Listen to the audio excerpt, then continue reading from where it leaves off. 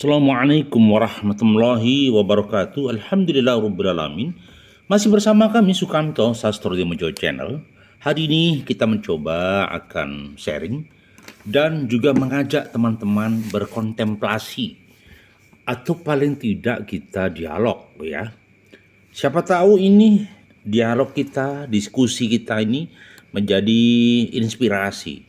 Mungkin kalau ada sesuatu yang cocok, alhamdulillah. Tetapi kalau beda pendapat, lumrah. Nah, hari ini kita akan bicara tentang tersakiti. Ada yang mengatakan kekecewaan, ada yang mengatakan tersakiti. Nah, kenapa sih seseorang bisa tersakiti? Jadi, ada yang mengatakan karena jiwanya yang rapuh. Ada yang mengatakan jiwanya yang baper. Ada yang berkomentar jiwanya kurang tangguh. Nah, rapuh disebabkan karena metabolisme jiwa yang tidak terbiasa di dalam menghadapi kritikan, kemudian juga menerima umpatan. Karena anak-anak kita yang terbiasa daripada jaga rasa atau terbiasa dengan dininabobokan kebahagiaan, kesenangan, maka ketika terjadi kekecewaan biasanya lebih terpuruk ya. Mungkin lebih tersakiti atau mungkin lebih mewek gitu ya. Dan ada yang mengatakan jiwa yang baper. Jiwa baper adalah sebenarnya pada metabolisme tubuh, maksud kami metabolisme jiwa yang di atas normatif. Selalu di atas normatif artinya dia intuisinya peka, dia imajinasinya peka, sehingga statement daripada kawan, mungkin teman, ketika mungkin candaan, itu bisa mengakibatkan dia baper. Kalau baper, ujung-ujungnya dia merasa tersakiti ketika tidak cocok dengan hatinya. Kemudian yang ketiga, ada yang mengatakan jiwanya kurang tangguh. Artinya apa? Seseorang yang biasa berorganisasi, seseorang yang biasa menghadapi berbagai macam dinamika, maka saya katakan biasa menghadapi istilah-istilah yang tidak mengenakan pikiran dan jiwanya. Maka orang-orang yang seperti ini, orang yang berpetualang jiwa, biasanya dia tersenyum ketika menghadapi sesuatu yang tentunya tidak sefikroh atau senyaman di hati kita. Kadang kita beda persepsi, kadang kita juga uring-uringan, kadang kita juga jengkel disebabkan karena apa? Ya tidak matching tadi ya antara kita dengan teman kita. Nah, fakta yang sering terjadi itu karena mispersepsi. Perbedaan pandangan, perbedaan konotasi ini bisa menimbulkan nyun sewu tersakiti atau menyakiti. Orang yang emosional, temperamen langsung mengutarakan kata-kata kotor, mungkin langsung membuat kejengkelan-kejengkelan, mungkin memberikan stigma yang negatif langsung gitu. Itu yang terjadi. Dan kemudian juga ego. Biasanya orang yang merasa tersakiti itu egonya tinggi. Maksudnya begini, ingin diperhatikan, ingin mendapatkan kenyamanan, ingin orang itu sepikiran dengan kita. Orang menganggap bahwa kita harus dihargai, menganggap orang lain harus benar-benar tunduk pada aturan dia. Nah, kalau orang-orang seperti ini dipastikan mudah tersakiti gitu. Nah, kemudian jiwa yang lapar. Maksudnya kadang jiwa yang lapar kayak apa sih? Mungkin jiwanya yang sedang kering kerontang, mungkin jiwanya yang sedang meranggas. Nah, orang-orang yang jiwanya meranggas dipastikan dia akan mudah tersakiti. Karena ya seperti gesekan sedikit aja bisa melukai jiwanya. Maka saya katakan bahwa jiwa yang lapar ya. Lah laparnya jiwa kayak apa? Ya tadi baper ya, bawa perasaan. Jadi jiwa yang lapar adalah jiwa yang baper atau bawa perasaan. Kemudian itu yang terjadi ya. Ingat itu. Ada juga faktor yang mengatakan faktornya itu adalah ego. Orang yang egonya tinggi ya dominan, biasanya dominan daripada persoalan ya. kok bisa? Lah iya ego, orang lain harus seide dengan kamu, orang lain harus seide dengan kita. Sehingga kalau tidak terrealisasi marah, jengkel. Nah, itu faktor egonya tinggi. Kemudian yang berikut tiga adalah merasa kalah. Orang yang merasa kalah itu merasa tersakiti. Maka ada istilah ngeluruk tanpa bolo, menang tanpa ngasorake. Menang tanpa menjatuhkan itu sulit. Itu filosofis yang tinggi nilainya. Jadi orang yang merasa menang ketika berhasil menyakiti, melukai, melumpuhkan, berdarah-darah, ini menurut hemat kami nggak pas ya. Jadi saya katakan ya harus merasa kalah sebenarnya. Merasa kalah itu membuat dia tersakiti, gagal. Nah, solusinya bagaimana?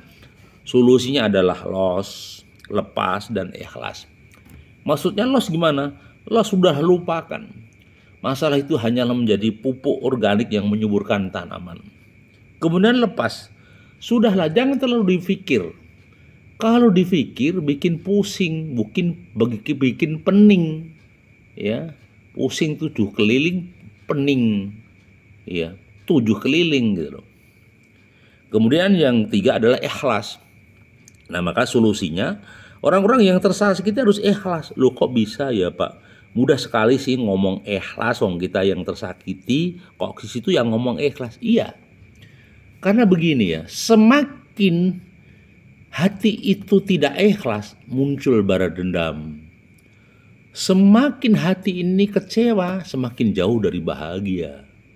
Semakin persoalan itu menumpuk, ya menjadi masalah. Maka saya katakan, delegasi masalah itu memudahkan. Delegasi masalah itu membuat kita bisa tangguh di dalam menghadapi kehidupan. Jadi loss, lepas, dan ikhlas itu yang terpenting. Baik, masih bersama kami Sukamto Sastro di Menjawab Channel. Mungkin ada beberapa catatan yang perlu kami sampaikan. Ya. Ada sebuah catatan yang mengatakan begini, kamu mungkin kecewa.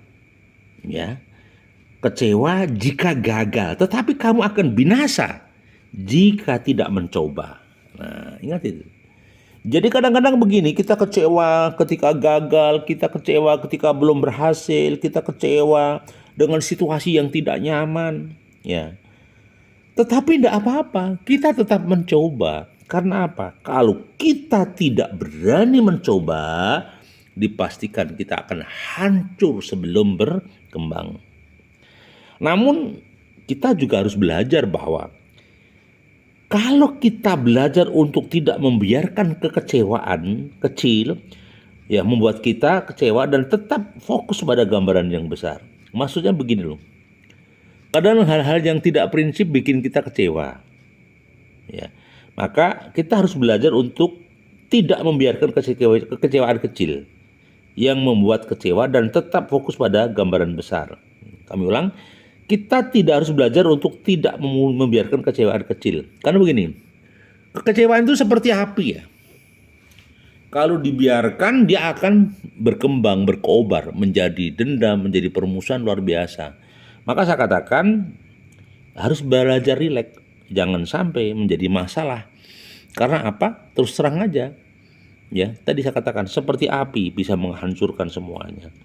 Ya. Baik. Jadi yang berikutnya adalah kekecewaan itu hanyalah istilah untuk ya penolakan perasaan kita. Ya. Sebenarnya kekecewaan hanyalah istilah untuk penolakan kita untuk melihat sisi baiknya. Ya. Jadi kadang-kala begini, orang yang kecewa ketika jajan di resto, kecewa masakannya nggak enak misalnya. Kita juga kecewa anak-anak mungkin nggak pulang. Kita kecewa mungkin hidup tua kita mungkin terlunta-lunta. Gitu. Maka ada yang mengatakan, kekecewaan itu kan hanyalah istilah penolakan kita untuk melihat sisi baiknya. Ada yang mengatakan begitu. Tapi pendapat ini harus diuji ya. Dan jangan takut sakit dan kecewa karena itu adalah sebuah pelajaran tentang kehidupan yang membuat kita menjadi diri yang handal dan profesional. Seringkali orang itu siap dalam keberuntungan, tapi tidak siap disakiti. Orang itu siap dalam kemuliaan, tapi juga belum bisa lepas dari yang detail. Jadi saya katakan bahwa lebih baik kita mengetahui dan kecewa daripada tidak tahu dan selalu bertanya-tanya. Ya, kok bisa? Ya, lebih baik kita tahu awal, detail. Oh, calon pasangan kita, oh anak kita. Jika lebih baik mengetahui dan kecewa daripada tidak tahu dan selalu bertanya-tanya. Maksudnya begini, kadang kala kita terlalu berharap jadi kecewa. Kadang-kadang ya itu faktornya gitu loh. Nah, maka mari kita harus berbahagia. Ya. Berbahagialah dia yang tidak mengharapkan apa-apa karena dia tidak akan pernah kecewa. Jadi begini loh. Kadangkala kekecewaan itu bersumber dari harapan yang berlebih. Ya.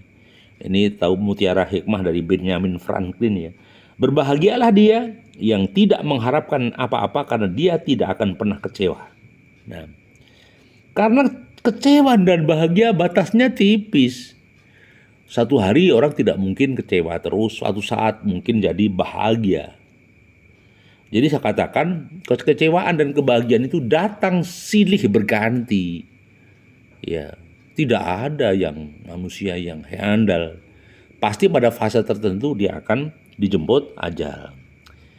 Jika kita dikhianati, maka segera lepaskan kekecewaan dengan cara ya kepahitan tidak punya waktu untuk berakar.